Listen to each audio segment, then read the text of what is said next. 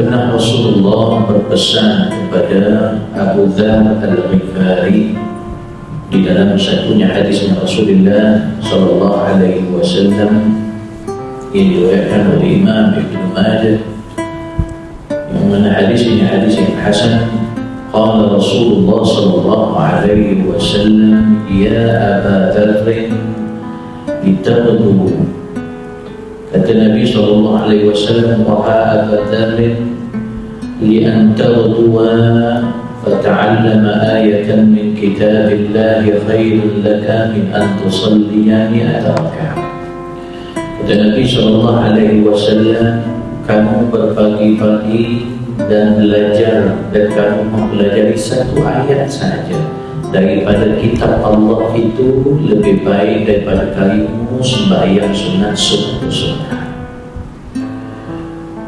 Wali antarudua, kemudian Rasulullah mengatakan wali antarudua fata'allama baban minal ilmi, dan kamu berpagi-pagi dan kamu mempelajari satu bab daripada ilmu, khairun laka min an tusalliya alfa raka'ah.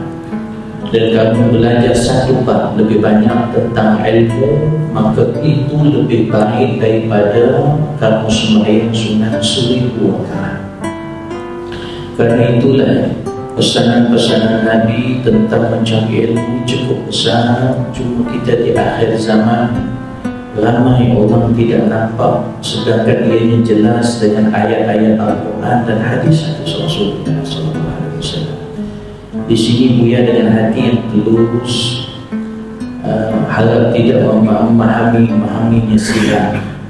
Kadang-kadang ada setengah orang mengatakan macam perjuangan contohnya, maka dia meletakkan tak apa kalau berjuang pun tak mengaji mati syahid. Biar kita berjalan saja. Dia merasa risau dengan keadaan begini, kerana bila kita sebut perjuangan di jalan Allah Subhanahu wa ta'ala, ayat-ayat yang digunakan dan hadis-hadis yang digunakan bersifat tidak jelas ataupun zanninya. Kerana kalau kiasan pada perjuangan para sahabat dengan berperang di medan perang dan sebagainya, maka kerana itulah Nabi menyebutkan menuntut ilmu juga jihad di jalan Allah. Kemudiannya berjuang menegakkan kalimah Allah juga perjuangan di jalan Allah. Berusaha untuk menjadikan sebuah negara itu, iaitu mengamalkan Islam, juga berjuang di jalan Allah.